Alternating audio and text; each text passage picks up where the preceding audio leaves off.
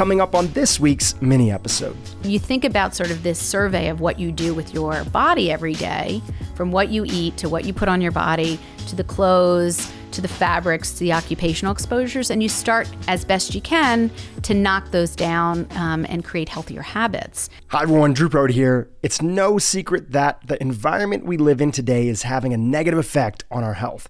80,000 toxic chemicals have been released into our environment since the dawn of the Industrial Revolution, yet very few have been tested for their long-term impact on human health. From the polluted air we breathe, to the food additives we consume, untested skin products that we lather on, and the vast chemical soup that bombards us daily, most people agree that our environment is making us sick. My guests on today's mini episode, Dr. Aly Cohen and Carey Gillam, talk to us about the effects of environmental toxins on the brain and other organ systems, the health hazards of glyphosate, one of the most widely used herbicides, and the practical strategies for keeping toxins out of our home, which is where we want them. My first guest, Dr. Aly Cohen, is a rheumatologist, integrative medicine specialist, and environmental health expert. She's also the author of Integrative Environmental Medicine and Non-Toxic, a guide to living healthy in a chemical world. Let's listen in, starting with my interview with Dr. Aly Cohen. You know, when we started off this podcast, we talk about a lot of different things now, but we started off this podcast, we were really focused on helping people understand about brain health. And so I'd love to take it back to that topic over here. What do we know about environmental toxins and any specific examples of how they can negatively influence the health of our brain? So almost all of the chemicals that I'm talking about that are endocrine disruptors, and they do affect the brain because our systems are not closed. The human body is interconnected. The endocrine system is connected to the autoimmune disease or immune system, connected to brain function and brain health. So it's not a silo of one system versus another. So endocrine system disruptors, these chemicals, certainly play a role in brain function. Whether it's from an autoimmune response, say in multiple sclerosis, Parkinson's, but also, in terms of anxiety and depression. We know that air pollution, for instance, which is not specifically a chemical that we can touch and feel, but it's aerated in the air, pollution can act to cause many degrees of anxiety and depression. For instance, more ER visits. When the temperature goes up and pollution levels go up, there are more ER visits related to anxiety, depression, even suicidality. Wow. So we know that our environment affects that brain chemistry. The question is, where's that exposure? Is it only air? Is it only water? Is it only personal care products? So that's one aspect. It can come from a lot of different places, and the same thing that's not good for your hormones will also ultimately end up impacting the brain. Sure. What's some of the stuff that we know out there, especially when it comes to like certain toxins in our environment and like Parkinson's, for example? So interesting. It's very hard, again, as I mentioned, to show any kind of causation. Right. So most of these studies are, at least on humans, are association. You have a much cleaner way of seeing these cause and effect when you have a lab and you're using animals that are basically sterile from environmental exposures, and you can sort of test those chemicals and hormonal effects. But extrapolating into humans is a little bit more of a leap. But that being said, Parkinson's disease, which, by the way, has been on the rise, most of the studies on many of the endocrine-related diseases, such as Parkinson's, hormone-sensitive cancers like breast, prostate, endometrial, diabetes, obesity, infertility, most of these endocrine-related diseases have been on the rise. They have been on the rise over the last 100 years and projected to increase as well. And so that goes in line with the exposure levels that we've been seeing just globally, not just in the United States. Parkinson's disease is strongly related. Again, genetic factors contribute. right? What we're born with, but also our exposure and our lifestyle. It's a dance between these three things. But certainly pesticides are linked quite strongly to, or pesticide exposure to Parkinson's diagnosis. And turns out that there's actually ways that we can try to reduce that risk through diet. And for instance, polyunsaturated fatty acids like EPA and DHA from fish oil.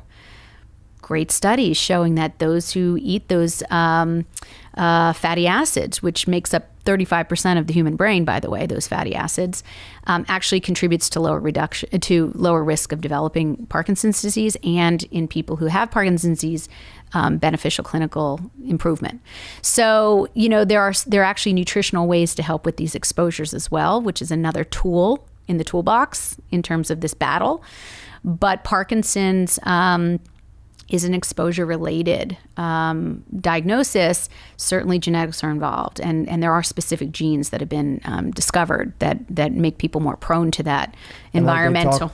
And then, like they talk about in the world of functional medicine, epigenetics, those lifestyle factors can turn those genes on or Absolutely. turn those genes off.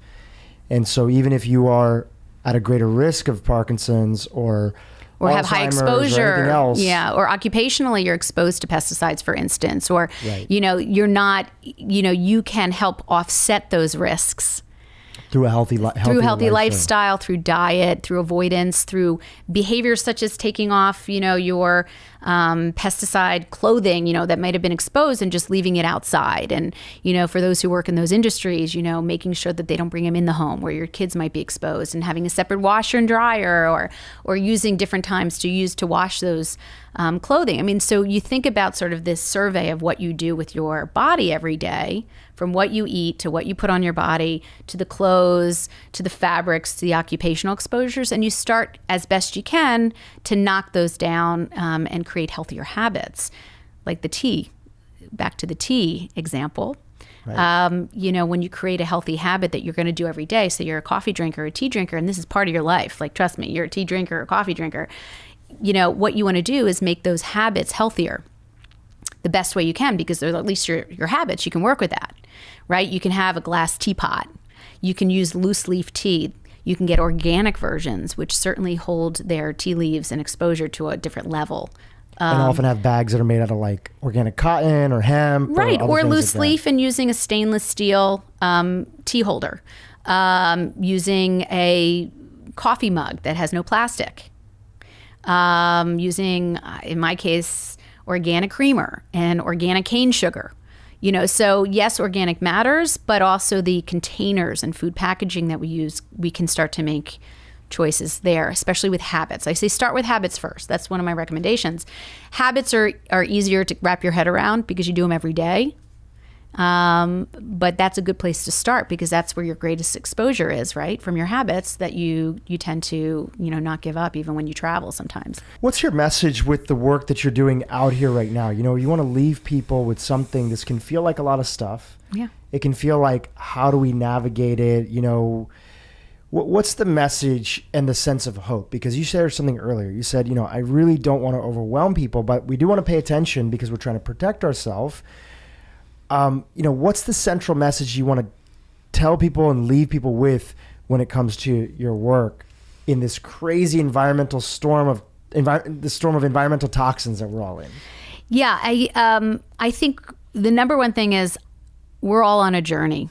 At least I was on a journey. I'm still on a journey. I still color my hair, and these are things that I call myself out on. I mean, there are habits that we all have that we either really like or don't want to give up or haven't figured out another solution for. I think what you do is you pick the low-hanging fruit. You pick the stuff that is really easy just to either avoid in your life or not buy in your life, that's just extra stuff.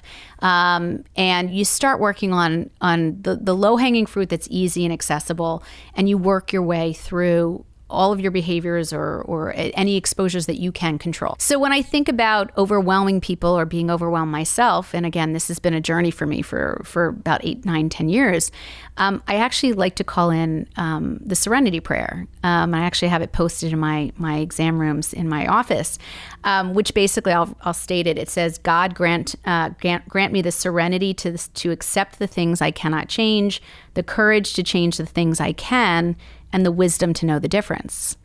And I think the value of that prayer in terms of this topic of environmental health and exposure is that we can't do it all, but we should know what we can control. We can't always control the air quality when we step out our door, but we can control what's in our home. We can control what we bring into our home. We can open our windows for half an hour a day, assuming that the air quality outdoor is better than the indoor. We can dust regularly. We can get an air filter. Air filter. You can get an air filter, especially with kids that are, have asthmatic children in Especially families. the room that we sleep in. I think that's very important, is that the room that you're in, that you sleep in, that you spend 8 hours a night when your body's in DNA repair, it's going through all this process, detoxification. It's nice to have, besides the fact that it's very soothing for me to hear that like white noise that's there, same thing that we give to babies, it's very soothing to adults. It actually is making sure that at night when you're breathing and you're spending that time in the room, you're getting clean air. No, absolutely. And so that's an environment you can control. Start with what you can control, your home. Sometimes it's your workplace, even if it's some place where you have a say in who does the cleaning and what products they use. I mean, I spend money on my own products, even if we have a cleaning service in our office, because I want those chemicals that air off to be non-toxic. So these little changes that you add into your controllable space, which how you do your tea in the morning, your coffee, how you carry your water, the couches you buy, the fabrics that you buy, whether they're non-stick or say Gore-Tex or waterproofing chemicals, or if you choose to stain guard or not your couch, which I recommend not. Those are the places that you have control over. And I think a lot of this messaging and why we feel so stressed when we come to this topic is that we feel out of control. We feel like we don't have the ability to make our lives safer. And my job, the Smart Humans job, and platform is really to show us that we can, and that the studies show that if you make these changes, you can lower those exposures, blood levels go down. If you choose different personal care products, like they did with the Hermosa study, where they had 100 Latina girls change out their personal care products for 3 days and measured those blood and urine levels, and found a remarkable drop in those chemicals in their bodies. That's huge. And there's many of these studies. And I'm trying to show physicians and high school students and community lectures that we can have control. You have to just pick the areas that you do have control and not get overwhelmed by, highway pollution, which you can't always control. And you have to drive on the highway. You can get an air filter in your car, but you can't always fix the air quality. Drinking water, again, I'm taking that control back to my own life by choosing how to clean my water, how to carry my water. And that's worth my expense for me. And you have to judge based on your own family's needs and what your value system is. But it's a journey and it's not easy. But when you do one thing at a time, maybe once a month, you start to see that your life shifts and you have a better perspective and you feel in control of those changes. My next guest, Carey Gillam, is a veteran investigative journalist with more than 25 years of experience. She currently works as the research director for the nonprofit U.S. Right to Know and as a columnist for The Guardian. She is the author of Whitewash, the story of a weed killer, cancer, and the corruption of science. And her most recently published book is called The Monsanto Papers: Deadly Secrets, Corporate Corruption, and One Man's Search for Justice. In this episode, Carey talks to us about the deception behind Monsanto and the safety of glyphosate, and the truth about the chemicals in our food and what you can do about it. Let's listen in. Essentially, Monsanto knew that there was concerns about glyphosate and some of their products. And they knew that the World Health Organization was most likely going to name them as a carcinogen, as a probable carcinogen in their findings. So even though they knew this internally, you found out later through court documents, externally, they were pushing a different narrative. Tell us a little bit more about that. Expand that more for our audience, if you could. Yeah. That's what's just so amazing, or to me anyway, or so jaw-dropping, is that this company worked so hard for so many years, 40 years really, to deny, to discredit, to harass, to do everything that it could in what really is a deceptive strategy. There's no really other way to say it. It was blatant deception on consumers and regulators and lawmakers and others. And there's a whole playbook for how they did this. They engaged in ghostwriting scientific papers. For instance, we were able to see through all of the information that's come out through litigation and through some Freedom of Information Act requests that I've been able to fulfill, that they essentially would pay outside scientists to put their names on research papers, but then Monsanto scientists would actually do a lot of the writing and editing so that the papers would declare that there was no concern whatsoever with this chemical and that it definitely did not cause cancer. And then these papers would be given to regulators and they would say, look at these independent scientists who found that our chemical doesn't cause cancer. And regulate our own EPA here in the US has relied on a number of those papers. And, in some of the internal documents, in one in particular, you see them celebrating. You see Monsanto's scientists talking internally amongst themselves about how much work they've done on this paper for so long, and how this independent paper is just going to be great for them in defending the safety of glyphosate. And they're going to get polo shirts that are going to sell. They're going to get little celebratory polo shirts that they can all wear to celebrate this great, lie is what it was upon the public. And that's to me, again, I describe it as jaw dropping. And when I was asked to testify to this to the European Parliament in 2017, when they were looking at glyphosate safety and whether or not they should continue to allow it on the market. And I said, and I still say this, I can't weigh in on, does it cause cancer? Does it not cause cancer? I'm not a scientist. I can definitely tell you this company has lied to the public for 40 years. There's no way to deny that. Their own internal documents damn them and show that that's what they've been doing. I don't remember exactly the name of the paper, but I heard you quote it in a talk that you gave to the CrossFit community. And you tell about it in your book too. There was a pivotal paper that was the paper that everybody looked to say that glyphosate was not harmful. Regulators would look at it. Journalists would look at it. They would all cite this paper and say, look, this big study that was done, it's a fact, and we know that glyphosate. So it's like one side says, so it's like basically they turned into a he said, she said. Okay, one side is saying that glyphosate is not safe, but look at this other paper, it's saying that it's safe. Classic move from the tobacco industry. Talk about that paper and what you later found out about it. Yes. So that, I think you're referring to the William Crozen Monroe paper. Yes, that's the one. Those are the three authors. So you describe it as William Crozen Monroe. It was published in the year 2000. That's the one that I was just speaking of, where you can see in the internal emails where they are talking about all the work that they've done on this independent paper, the Monsanto scientist, and then they celebrate and they talk about how they're going to use this to defend glyphosate safety because it's such a great and important independent paper. And we learned, I guess the first thing we learned about this paper was from, or that it was ghostwritten, was from an email that was written in 2015 by Monsanto scientist Bill Heidens. And he is talking to his team about ghostwriting more scientific papers. And he says, recall, that's how we handled William Crozen Monroe, bringing in outside scientists, paying them to just edit and sign their names, so to speak. And so that email really, opened up a lot of eyes, I guess, to see that.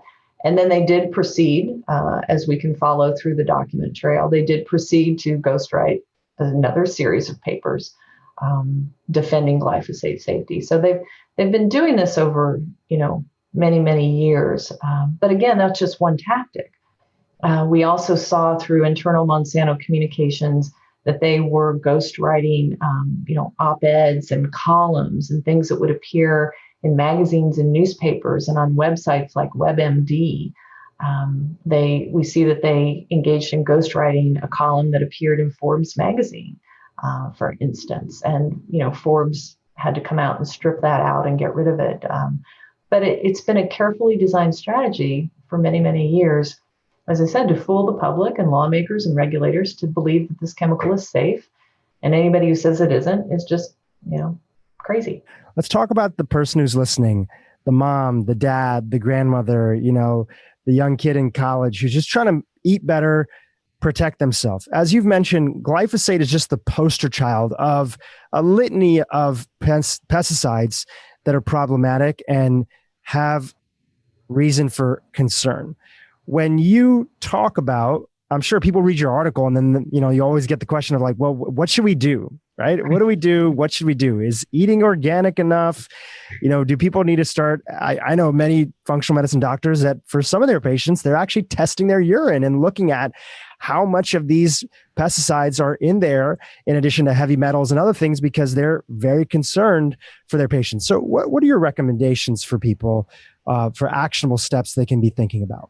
Yeah. And I'd like to try to answer that. I always like to say, though, as a journalist, that's not my job. Like, I don't want to be in a position to say, you should do this, do what I say, or I just feel like providing education and information is the way that people then can incorporate that into their own life experience and their own perspective, right? So, the facts are that organically grown food is going to carry fewer pesticides, the residues of fewer pesticides than conventionally grown foods. And we know that because of reports that are put out not only by consumer groups, but by our USDA and our FDA on a regular basis. Most consumers are not aware that for 30 some years, our government agencies have been tracking pesticide residues in foods. And they do that primarily because they know that, these things are not good for us in our food. And they know that when farmers use them, residues are going to be in the finished food. So there's a huge amount of data about that. Now, there is the position by the government is the position held by many corporations that certain levels of these chemicals aren't going to hurt us in the food. Now, it's noteworthy, and I've written about this, that Monsanto and other companies routinely will go to the USDA, the EPA, and say, hey, we'd like to raise the level of pesticides that are considered okay in the food. And the government will do that. Right. Every year the ball, and I don't know about every year, but every so often it moves. And then people are saying, well, it's under the levels. Well, what were the levels a few years ago? It's almost like diabetes.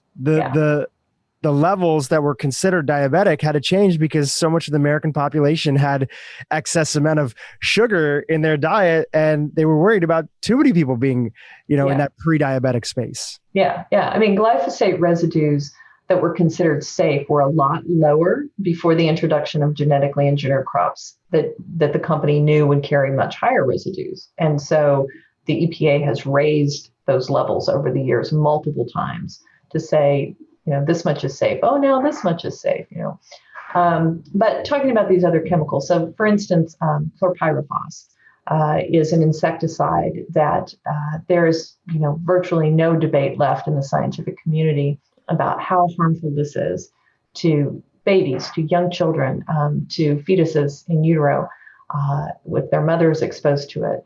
Residues of chlorpyrifos, either through dietary exposure or environmental occupational exposure, are known to damage babies' brains. And that's what the science shows. And because of that, Thailand, I mentioned, has banned it. Many other places have banned it. California has banned it, and Hawaii has moved to ban it. Our EPA insists that, no, we're still going to use it in food and farming. It's fine. We're going to do that. And there have been numerous lawsuits brought by consumer groups. The Obama administration actually said, you're right, we're going to ban it. And from agriculture, it was scheduled to be banned in 2017. Trump came in. Trump's administration met with Dow Chemical, one of the major manufacturers of this product. There was $1 million or so that changed hands for the inaugural fund of Trump. And lo and behold, chlorpyrifos is good to go. And we're going to keep it on our food and keep our kids eating it, even though our scientists are telling us it's incredibly damaging. So, that's another example. And if these sorts of things concern you, you don't want to eat conventionally grown strawberries, for instance, and other berries and things like that. These chemicals are used a lot to control insects, weeds, fungus, or disease that can occur in a farm field. And, they're found on everything, kale and spinach and, peaches and apples and, all these things that we think are so good for us typically can carry a lot of pesticide residues. So that's something to think about when you're thinking about your health. But you have to, of course, incorporate, as I said, your own life experience. What is your access to organically grown food? What is your budget for buying food? Who are you feeding? Do you have a medically fragile child, or just yourself, and what's your priority? So, but, it's an important thing for you to keep in mind. And my kids eat strawberries every morning, and man, I will go to 20 different grocery stores to make sure I've got enough organic, berries, blueberries and strawberries and spinach and orange juice and all that sort of thing. And I have my milk delivered. I love that. Milk and eggs delivered by a local farm every Tuesday. So if you can do that, that's great, I think. There's no question that our environment has changed dramatically over the past few decades. The influx of thousands of toxic chemicals that seep into every aspect of our lives and can wreak havoc on our bodies can seem daunting. But here's the thing. With a little awareness, podcasts like this, books like the authors that we just had featured here today, and by making small changes, we can take back our health and dramatically reduce exposure to many of these harmful chemicals that are found in our food, in our air, in our water, and on the products that we use daily. Thanks for tuning into this week's mini episode of the Dhru Purohit podcast. If you enjoyed this episode, do me a favor, share it with someone who you think it could benefit. If there's someone out there in your world that is not aware of the impact that toxins can have on our health, this episode is for them. Thanks for tuning in. I'll see you again on next week's mini episode of the Dhru Purohit podcast.